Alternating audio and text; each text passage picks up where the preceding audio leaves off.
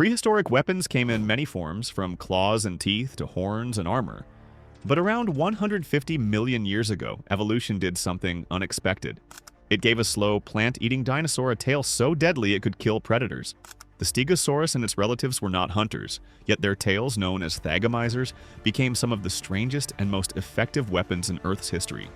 Each carried 4 long spikes, reaching over 3 feet in length, attached to a flexible tail powerful enough to pierce bone. CT scans show the Stegosaurus tail was fast, precise, and shockingly lethal. One Allosaurus fossil was even found with a puncture wound in its pelvis, a perfect match for a Stegosaurus spike. Not bad for a dinosaur with a brain smaller than a hot dog. But Stegosaurus was not alone. Other stegosaurs such as Kentrosaurus, Miragaia, and Gigantspinosaurus developed their own strange and deadly variations, each adapting the thagomizer in new ways. Evolution built a weapon it should not have, and it changed the balance of power in the Jurassic world. When we think of dangerous dinosaur weapons, our minds jump to the obvious choices. The bone-crushing bite of Tyrannosaurus rex, the slashing toe claw of Velociraptor, the power of Spinosaurus with its crocodile-like snout. In the prehistoric arms race, carnivores usually get all the attention, which makes it all the more remarkable that one of the most effective weapons in dinosaur history didn't belong to a carnivore at all. It belonged to a plant eater, a lumbering herbivore that could barely outrun a tortoise, with a tail that could turn a predator's worst day into their last. This is the thagomizer, 4 vicious spikes capable of killing apex predators, and we have the fossilized evidence to prove it. Stegosaurus is one of the most iconic dinosaurs in history, instantly recognizable by the double row of towering plates along its back, and a head that looks comically undersized for its massive body. At over 9 meters long, roughly the size of a bus, and weighing around 5 metric tons, Stegosaurus was substantial, but it wasn't built for speed, aggression, or intelligence. No sharp teeth, no natural speed. A brain barely larger than a walnut. This wasn't a creature designed to fight. It was designed to eat plants and hope for the best. And the company it kept? Some of the deadliest predators of the Jurassic. The Morrison Formation was a killing field. Ceratosaurus with blade-like teeth. Torvosaurus, one of the largest carnivores of its time. And Allosaurus, relentless pack hunters built specifically for tackling prey this size. With limited brain power came poor eyesight and slow reflexes. Outrunning predators wasn't an option. Outsmarting them was laughable. Stegosaurus needed something that required neither speed nor intelligence. Evolution provided exactly that. 4 spikes at the end of a flexible tail, each one capable of reaching over 3 feet in length.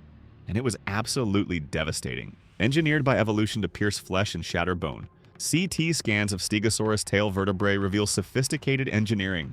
The base was built for flexibility and explosive power, strong muscle attachments, enhanced mobility. This allowed swings with speed, control, and surgical precision.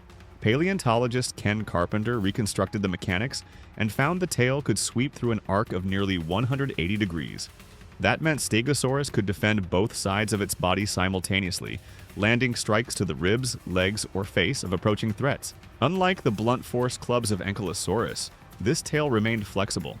No stiffening structures limited its range of motion. This wasn't about crushing skulls through raw force. This was about penetration, about driving bone spikes through hide and muscle with enough force to reach vital organs. The physics are straightforward.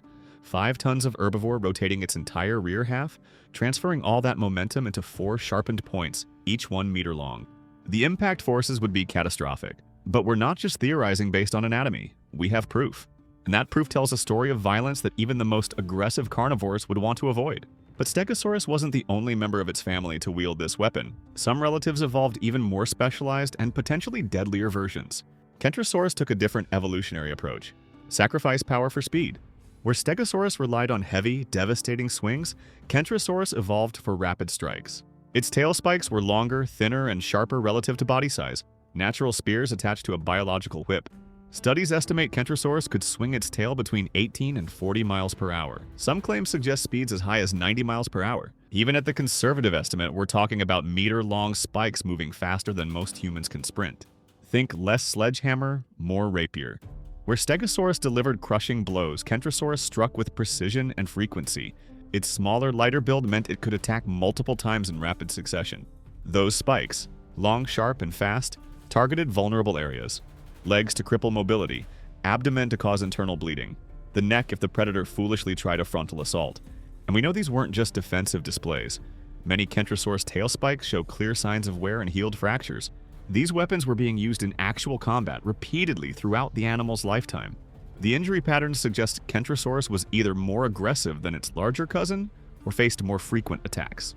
Either way, this wasn't a peaceful herbivore hoping to scare predators away. This was an active combatant engaging in regular violent encounters.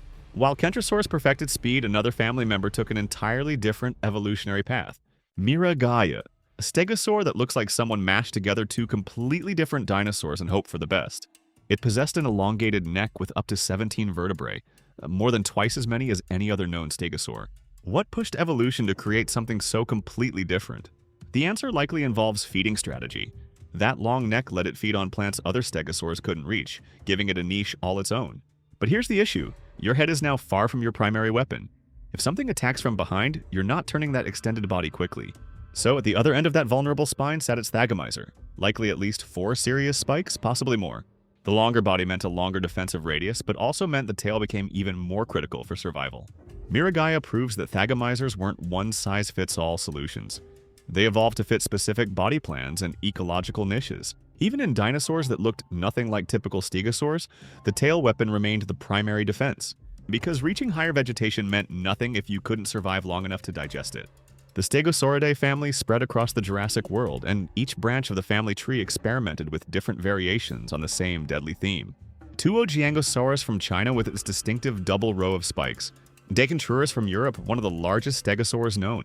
Allosaurus, among the earliest members of the family, already showing the basic thagomizer design. Then there's Gigantspinosaurus, which took defensive spikes to absurd extremes. Massive shoulder spines stuck out sideways like biological shields, each one as long as a human arm.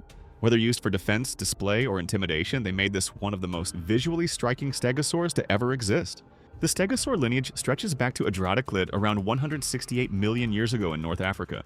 From there, they evolved and spread across continents throughout the Jurassic period, diversifying into dozens of species, each adapting the basic body plan to local conditions and predator pressures. Their reign lasted until approximately 120 million years ago. Wuerhosaurus, one of the last known stegosaurs, survived into the early Cretaceous before the entire family finally disappeared, replaced by other armored herbivores like ankylosaurs and ceratopsians. But during their 50 million year run, stegosaurs proved that defensive weapons could be just as lethal as offensive ones, that herbivores could be just as dangerous as carnivores, and that sometimes the best way to survive was to make attacking you the last mistake a predator ever made. For decades, the thagomizer was assumed to be primarily defensive, a deterrent weapon meant to warn off predators rather than actively kill them. Then paleontologists discovered something that changed everything. An Allosaurus fossil, a top predator of the late Jurassic, 3 meters tall, weighing over a ton, equipped with serrated teeth and powerful jaws, and it had a hole punched clean through its pelvis. The wound was perfectly round. The size and shape matched a Stegosaurus tail spike with disturbing precision. This wasn't a bite, a claw mark, or trampling damage. This was penetration trauma from a single focused impact. Picture the encounter, an Allosaurus stalking what it perceives as slow, vulnerable prey. It approaches from behind, perhaps with packmates, confident in its predatory advantages. Stegosaurus detects the threat, maybe through vibration, maybe through peripheral vision. The tail begins to move. 5 tons of herbivore rotating its rear half. 4 bone spikes accelerating through a 180-degree arc. One spike connects with the Allosaurus pelvis at full force.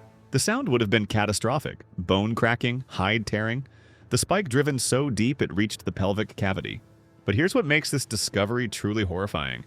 The Allosaurus didn't die immediately. The fossil shows massive abscesses around the wound, bone infection spreading through the pelvic structure. The predator's immune system fought desperately against bacterial invasion, but the damage was too severe, the wound too deep. The injury would have crippled the Allosaurus instantly. No more running, no more hunting. Just slow starvation as the infection spread, each day more agonizing than the last. Death came eventually, merciful only in that the suffering finally ended. This fossil represents the only direct evidence we have of a dinosaur killing another dinosaur with a tail weapon. Not a carnivore defeating prey. Not a territorial dispute between predators. A plant eater defending itself with such devastating effectiveness that it killed an apex predator. And this likely wasn't an isolated incident. For every fossil we find showing lethal trauma, countless others died without leaving evidence. How many Allosaurus, Ceratosaurus, and Torvosaurus learned too late that Stegosaurus was anything but helpless prey? Paleontologists continue using CT scans and biomechanical modeling to understand the full power of these weapons. Computer simulations suggest impact forces capable of shattering bone, rupturing organs, and causing immediate incapacitation. The thagomizer wasn't just a deterrent. It was a fight-ending weapon that could kill apex predators with a single strike, and that Allosaurus pelvis proves it worked exactly as evolution intended. In the prehistoric arms race, sometimes the most dangerous weapon belonged to the creature that looked least threatening. Stegosaurus may have had a walnut-sized brain, but it didn't need intelligence when it had 4 spikes and the willingness to use them. My name's Mark, and you've just witnessed the story of evolution's perfect defensive weapon. Proof that in the Jurassic world, attacking a plant eater could be the last decision you ever made. The thagomizer remains one of the few prehistoric weapons we have direct fossil evidence of actually killing another dinosaur. That Allosaurus died slowly, painfully, and left behind a 150 million-year-old warning. Herbivores aren't always prey. If you enjoyed uncovering this side of prehistory, make sure to subscribe and leave a like. It helps the channel reach more people who love exploring the darker and stranger side of evolution. What other prehistoric weapons deserve this kind of forensic treatment? Leave your suggestions below and we'll keep excavating the evolutionary arms race written in stone.